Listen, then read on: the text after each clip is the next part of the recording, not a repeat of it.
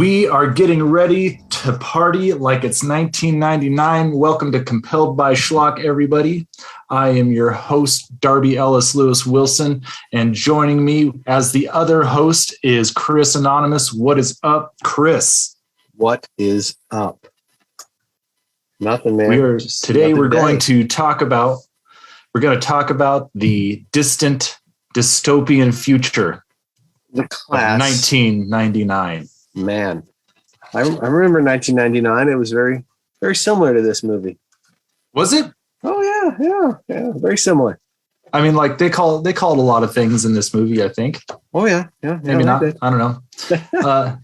Interesting movie. I feel like it. Well, heck, I ain't gonna give away any spoilers. So if you're watching our show, what we do is we pick a schlocky movie off of Tubi because it's free to watch there, and we watch it during the week, and then on Monday nights we get together and live stream here and talk about it, and we try and find the things of these movies that are good, the things that are bad, and then the things that are schlocky. And the things that are schlocky really run the gamut of things to talk about. One of my favorite things to talk about are film theories, because usually these movies don't have very solid stories to them. And so oftentimes, and Chris is like he's the meister of this, of sweet film theories, but I got one today that we're going to talk about toward the end, and we might actually go over into some YouTube live to talk about it. You don't say. I do say. You don't say. I've been going down the rabbit hole on film theories all day. So if you're watching this on Facebook, or if you're watching it on YouTube, or wherever you're watching it at, make sure you like it. Give us a comment so you know that you're around. Tell us what you like, what you think is good, bad, and schlock, or if you have any theories. Make sure you subscribe or follow. And yeah, let's go on with this movie. It costs about $5.2 million to make, and only made back not technically even half of that, only like $2.5 million. This went to theaters, right? It did, yes. Okay. And it came out in 1990, which I can't think of off the top of my head what other movies came out at that time. But I know that, there are a lot of big Home Alone, big movies. Yeah. Dick Tracy. Did Home Alone come out then? Yeah. Christmas well, that's 90. That's what I was watching instead of Class of 99, for sure. Yeah. What about Dick Tracy? I don't think I've ever seen Dick Tracy beginning to end. I think I saw parts and pieces of it like on HBO. See, my family didn't have HBO because we lived in the country, and you couldn't get HBO in the country. Those were the ropes back then. Yeah. We were, for a long time, we lived off the 3-channel olden days type TV. Nice. So I would only see it if I went over to a friend's house, and I just caught just various parts and pieces of it. And go ahead. Oh no, that was just kind of like a big movie experience of mine as a kid, just seeing parts and pieces of things. Your 3-channel thing made me think back to when I was like 6 or 7. The only TV we had was a black and white TV.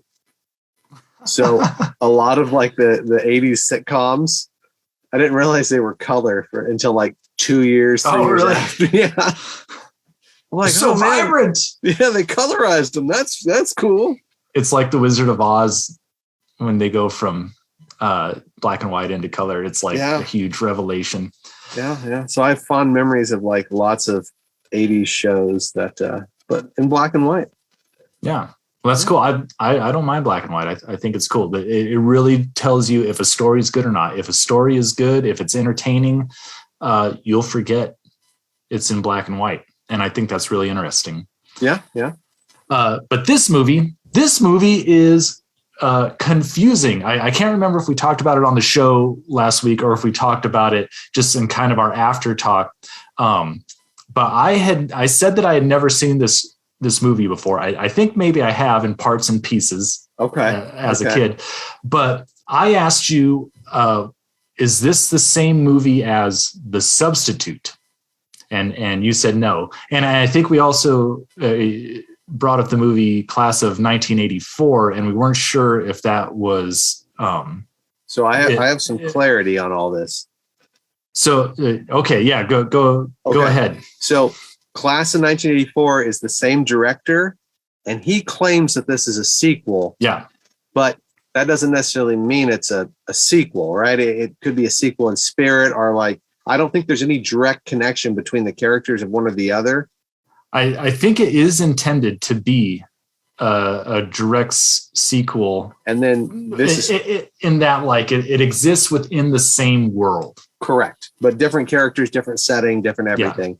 Yeah. Now, The Substitute is clearly another movie starring Tom Berger, but the sequel to this, Class of 1999 to The Substitute, which is funny, the Class of 99 to The Substitute, right? But apparently that movie takes place in 2001, and they were originally going to call it Class of 2001 The Substitute, but they apparently they thought this movie did so well, not making back its budget or anything, that they wanted the name brand recognition of Class of 1999. But yeah, The Substitute. And then they have The Substitute 1 and The Substitute 2. And I think are semi-similar premises, not with the cyborgs, but like that students are like too violent and have to send in a teacher to take care of it. In The Substitute, he's like the good guy, right? Like these kids are bad and in gangs, and he's there and he cleans them up. And Tom Berenger, man, woo, love me some So have you seen those? I've seen The Substitute. Yeah. Okay. It's schlocky and fun. I have not seen The Substitute. HBO parts and pieces. Right. Okay. All right. So any other factoids or box office or anything about this before I get into the Web of Schlock and where things get connected? Nope. Web me up. All right. We'll start with the director, Mark L. Lester.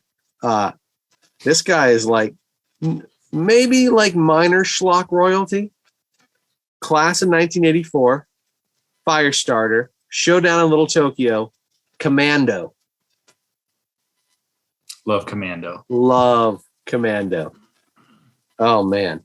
The writer didn't do a whole lot, but he did a thing called Prison before this, and then he wrote Puppet Master 3 and a couple other the later Puppet Masters, which is kind of interesting. Okay, so we will get to those eventually when you make good on your promise. Well, I'm waiting for Puppet Master 2 to come up on Tubi so we can watch it for free. Right. As soon as it does, buddy, you're gonna feel lucky. The editor, Scott Conrad, he did A Boy and His Dog. Okay. I don't think he was the official editor. They listed him as film editor on Rocky. But he worked with another editor there. Cheech and Chong's Up in Smoke. There were a couple other Cheech and Chong. Later on in his career, he did Anaconda 3, Offspring. So, he's had different kinds of work. All right, yeah. The cinematographer, though, Mark Irwin, that dude has just ran the gamut of stuff, like comedies, horror movies, mainstream movies. He did The Brood. He did Scanners, like lots of Cronenberg. Videodrome, Dead Zone. Oh, wow. Yeah. I briefly looked over everybody, and it seems like pretty much all of the people involved in this movie have had pretty lucrative careers. They weren't just one and done people. I mean, they worked on everything from small, no budget titles to big budget action flicks. Yep. And this is crazy. And like couple more, Passenger 57. Yeah. D2, The Mighty Ducks, New Nightmare, Dumb and Dumber. Oh. When Harry Met Sally, like Scream. He was the director of photography for Scream. So just crazy amount of stuff that he's done. Actor wise, we have Bradley Gregg. He was in Nightmare on Elm Street 3. He had a smaller role in Stand By Me. That's one of my favorite deaths in all of the Nightmare on Elm Street. Which one is that? It's the marionette death, I believe. Like he creates marionettes, like because he's like not because he's crazy, but it like helps him not be crazy or whatever.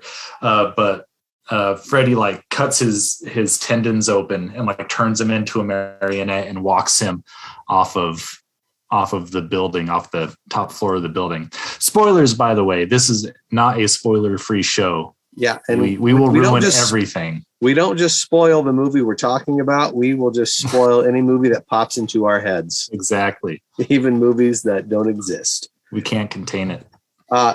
He was also had a small role in Indiana Jones and the Last Crusade. Mm-hmm. And he's still working today. He had a very, very long IMDb page. So good for him. Tracy Lind, the main girl, she was in Fright Night 2, which is really hard to find. Yeah, I've never seen it. Like I had almost ordered a VHS copy of it once, but it was too much. But strangely, the cinematographer who we were just talking about, he was also the cinematographer on Fright Night 2. She was in a little thing called My Boyfriend's Back. I don't know if you remember this from like early 90s, where it's like 1950s, but he like comes back from the dead as a zombie. And then it's like this teenage rom-com. She had a lot of roles. And then after 97, it looks like she just kind of stopped acting. I mean, there's nothing else after that. And the last actor before we move on, Joshua John Miller, who was the little brother in this movie. Angel. Yep. He was in The Willies. He was in Death Warrant. And his most famous thing, I would think, is Near Dark. Okay. You remember that one? From the 80s? Also haven't seen it. Oh, it's great. It's a vampire movie, right? Yeah. And you know my feelings on vampire movies. I do, but this is a great vampire movie. You should check it out. Now he stars with his half brother, Jason Patric, in Near Dark. And if you recall, Jason Patric stars in one of the few vampire movies that you like, The Lost Boys. All right. Okay. Yeah. All right. And I might watch it then. He also went on to do some writing. He wrote the movie The Final Girls, the horror movie from about 5-6 years ago. Oh, yeah. I love that movie. That was a really fun movie that I waited a really long time to see. Not because I was like waiting on purpose, but because I was waiting for it to like come to streaming so that I could like get easy access to it. I worked in a video store at the time and I couldn't even get a hold of it. It was odd. Yeah, but that was written by Angel. So yeah, that's it for the Web of Schlock and how everything kind of connects. A lot of people kind of were in or worked on Fright Night 2, which was just interesting. Yeah, that's cool. So move on to the good. I'll start us off. Please do. There's definitely a lot of bad and a lot of schlocky about this movie, but I think one of the coolest things, and you really get to see this play out toward the end when the teachers are like revealing their cyborgedness.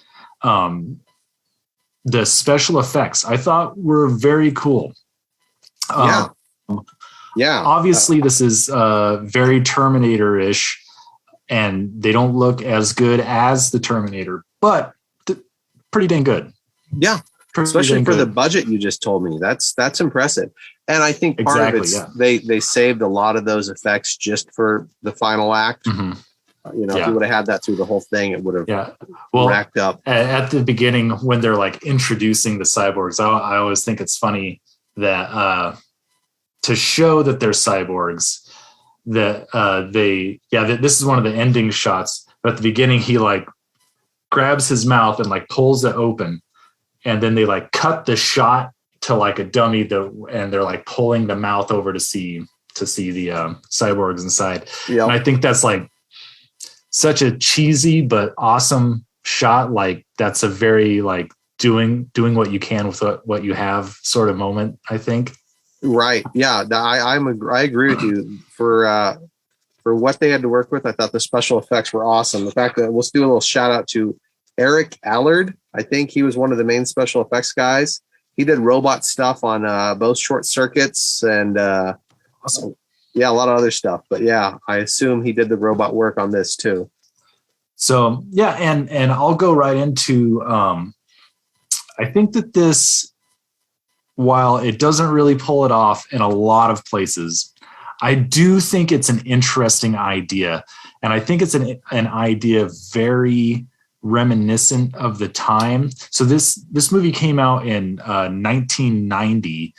And again, I was a kid and I can't remember very well, but other movies like The Substitute and Dangerous Minds, right? These movies about unruly kids that need like a special teacher to, get them reined in. High School High with John Lovitz. Right. A parody of all those movies. Oh yeah, totally. And that was maybe more mid 90s, but so right. That was obviously like this. You're right. There was a little subgenre in the like late 80s, early to mid 90s of like some guy just beating the living hell out of kids at a high school. Or the tough teacher. Right. Yeah. Yeah. Last night I just watched Major Payne. Nice. Again, which is semi in that subgenre, but hilarious movie. But yeah, so I think David Wayne's fan. It's interesting that they sort of took that subgenre and like, well, what if they were robots and they were just killing kids? Right. So cool. So basically, in my good, I have fun concept. That's a big written down there, and it's basically your 80s teenage movies, right? Your high school movie. But it's also Mad Max meets the Terminator. Right. And that's both good, bad, and schlock. Right. They're trying to cram so much in, and so much of it doesn't work, but so much of it does work, and I give them points for even attempting it. Right.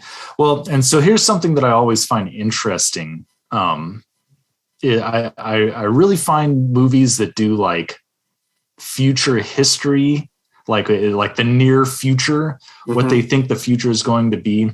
And I think we have like a perfect shot of it. I call it the squid car, right? So these people were sitting down and they're trying to envision, what's the world going to look like in 10 years. And this is like the most futuristic / schlocky / good thing in it. Like we see like a regular car behind it that is semi-futured up.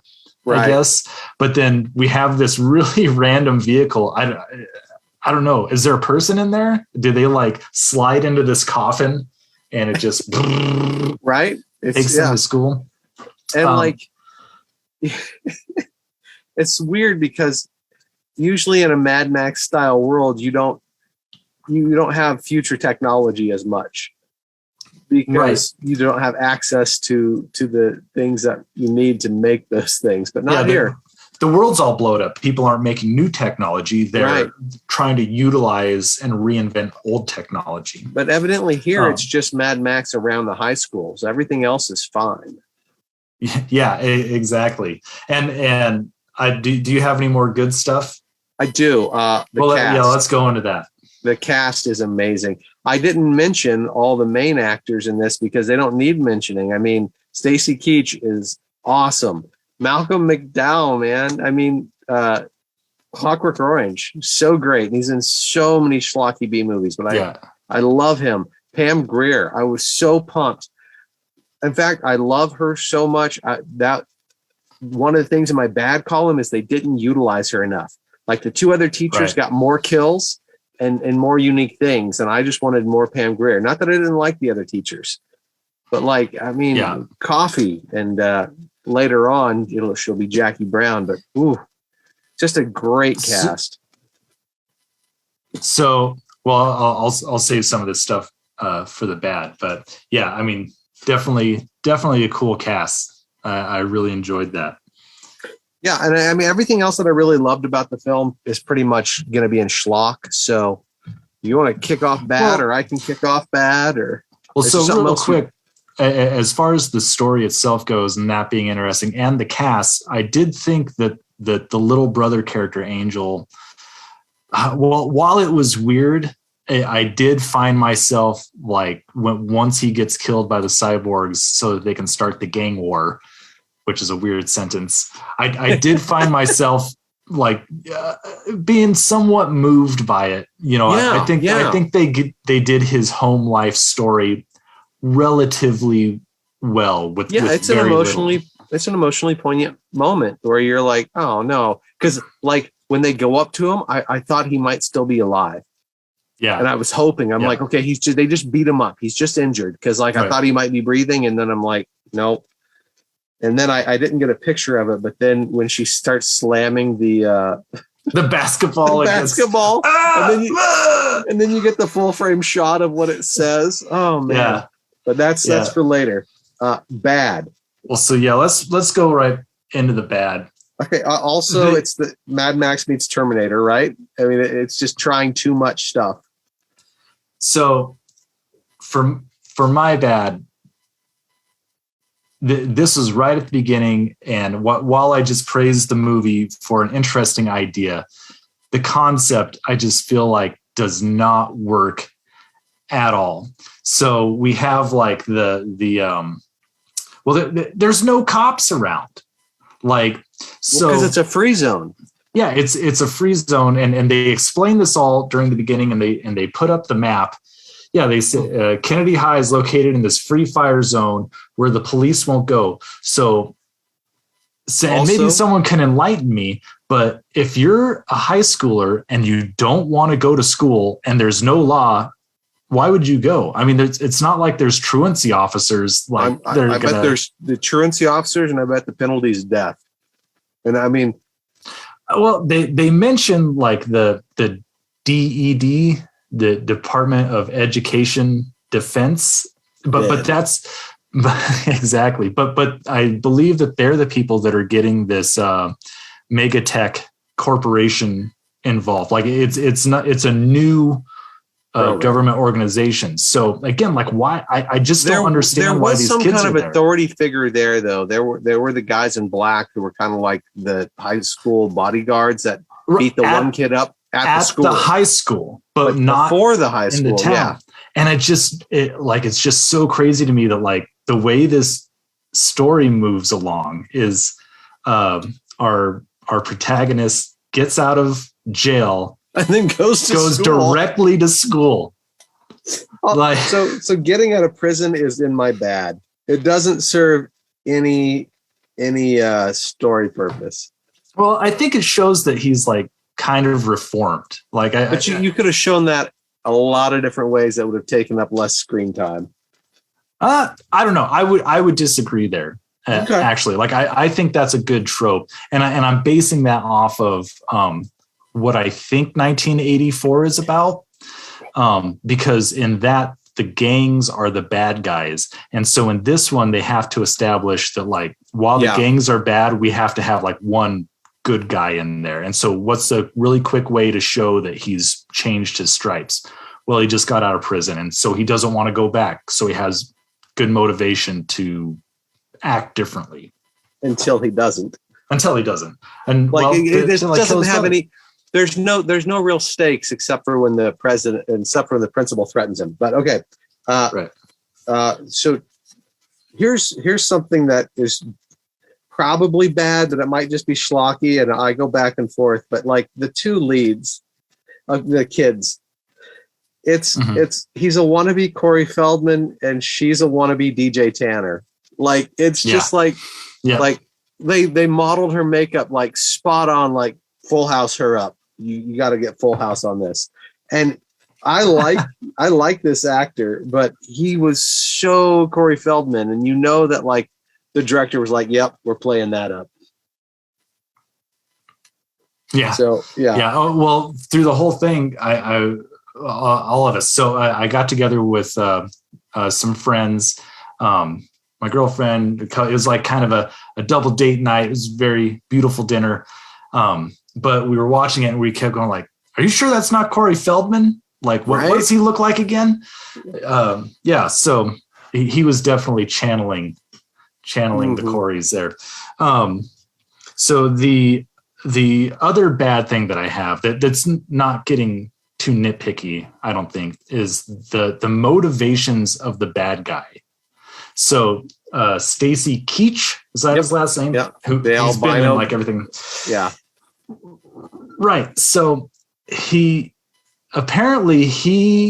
told the movie creators that like he thinks that he should be an albino.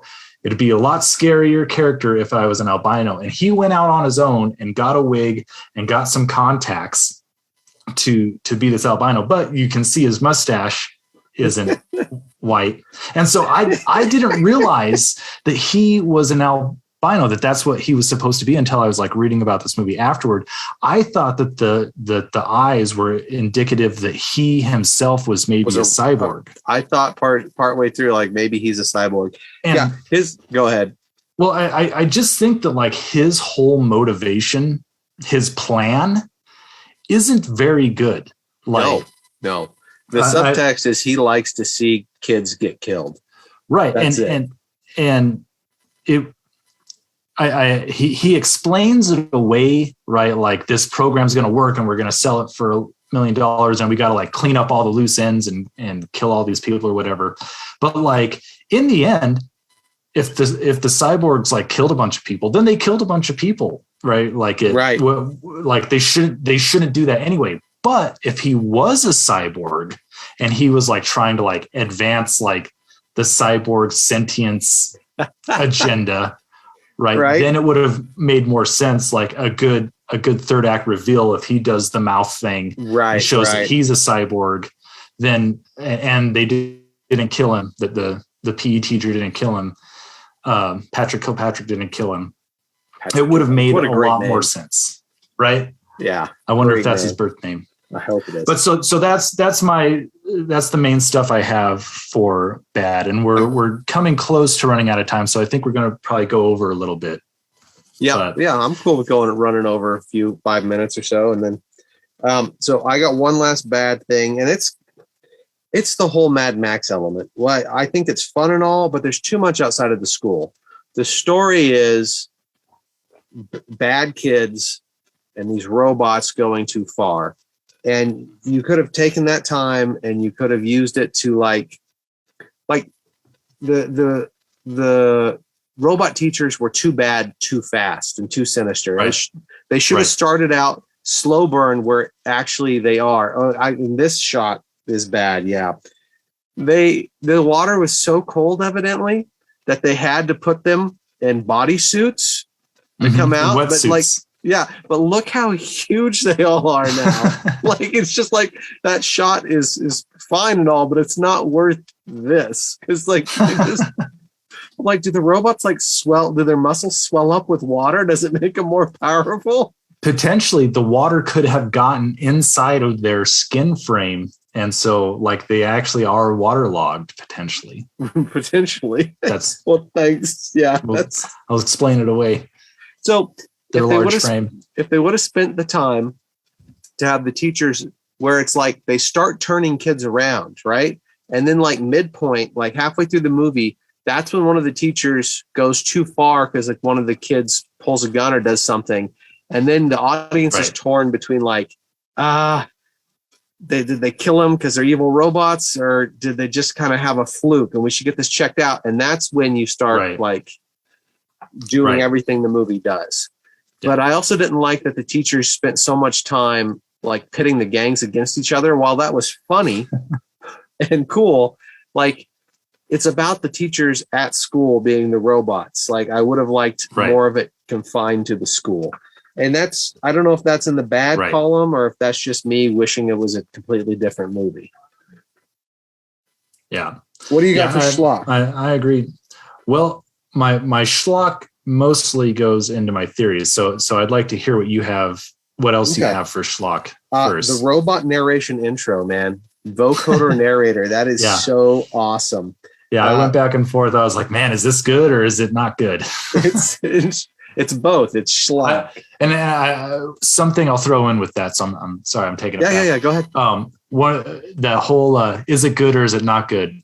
I went back and forth on the teacher designs, like how they looked, especially I don't know the actor's name, but with the pipe. Yeah, I was like, does that look like too hokey, or like should it look more menacing? Like I went back and forth. Oh, I loved it. The pipe was one of my favorite things. Just like just so silly. Yeah, I am a teacher. I am the teacher, professor. I like that they let Keach do his white hair and white eyes. That's just like, look, we paid for him. We can't recast him. Just let him be an albino. I like that he went out on his own and got this stuff. Yeah. He's like, no, trust me. The outfits I thought were bad and good, and I thought they were super schlocky, so I liked that. And then just some of the dialogue, man. It's just so bad it's good. Like when they're about to fall in the water. I hate water. Yeah, there's just a lot of one-liners in there. Yeah, just you trust him? Yeah, like a vampire giving me a BJ. Yeah. Or the what's the last line before he kills the PE teacher is like, "Hey coach, how about a nice stretch?" Yep. Or something. Yep. We just get a lot of one-liners. So, I just the whole thing was schlock to me. Yeah. Yeah. So I'm totally. Yeah. So what do you got? Or do they have to stay tuned and watch the after show to hear your theory? Well, so I'll get into it a little bit here because I think we're really going to go off the rails in the after show with some theories. But something that I think is interesting. So we mentioned how this is clearly Terminator, right? Yes. The first Terminator came out a few years before this, 1984, I think. Yeah. But what I think is interesting in this movie is the motorcycle chase. So he's on like this kind of dirt bike thing, and they're chasing him in the car. So this movie was filmed, I believe they started filming in 1988 and it was released in 1990. In 1991 is when Terminator 2 came out. And when I was watching this scene, I could have sworn that this must have come out after Terminator 2 because it reminded me so much of the T-1000 scene where he's chasing them in the semi truck. Yeah. He's on the dirt bike. Yeah. And so, I mean, I don't know. Kudos to you guys. Did you maybe influence a chase scene for James Cameron? Did he look at that and go, "I'm James Cameron. I can do much better"? Yeah, exactly. Like, okay, challenge accepted. Before you go any further, I forgot my favorite schlock, and I have a picture of it, and I would be remiss if I didn't get in. Robot spanking, please. Oh, probably the best part of the movie. I think we have a picture. Should be in the good, the bad, and the schlock. Yeah. Yes. Just this is what made me love the movie, even though it's not a good movie. Oh man. And like when it pans down, he's holding the other guy with his feet, and he's just what? Well, totally. Man, the sound effects on it. Right. Like, not a serious movie, a schlocky movie. Yep. And tonally, this doesn't fit very well, but it's perfect. It's probably my favorite moment in the movie. Definitely. Continue. So when I was a kid, like I said, I saw parts and pieces of movies, and I swore up and down. And another friend of mine did also, Martin Gilmore. He said that this was like fourth grade. He said that there's going to be another Terminator movie, right? And this is only after Terminator 2. There was another Terminator movie where the Terminator was female. And then many years later, the Terminator 3 comes out with the Terminatrix, a female-looking Terminator. But I think he must have gotten it from this movie. And I could have sworn that there were Terminators that had like Gatling guns for hands. And we actually see that in Terminator 4. We see like an early T-800 model that has like a Gatling gun arm. But I'm pretty sure that when I was a kid, I must have seen Class of 1999 and seen. Well, so yeah, I love this shot too. Just once they get full on robot and like I think there's something to be said about like the bits of movies that get into the cultural mind of a time. Because so you had different channels growing up. When I was growing up, there was like the Stars and Encore, right? And they played the same like 20 movies all the time. Like if you didn't catch it this day, you would have like 10 other chances during that week while it was running to catch that movie. So like I got used to seeing like snippets of movies, and then I had to go do something, or I had some chores, or I had to go play with friends, or had to go to bed or whatever. Right. So like, you couldn't pause movies then. Right. So you very well could have seen chunks of this movie and then never found out what they were. And they just bled into Terminator. Or there's a Terminator movie. To find out, check out the after show. Well, that's what we're going to be talking about next. I believe this movie is part of the Terminator mythos. That's the big surprise. It is a prequel to the Terminator movies.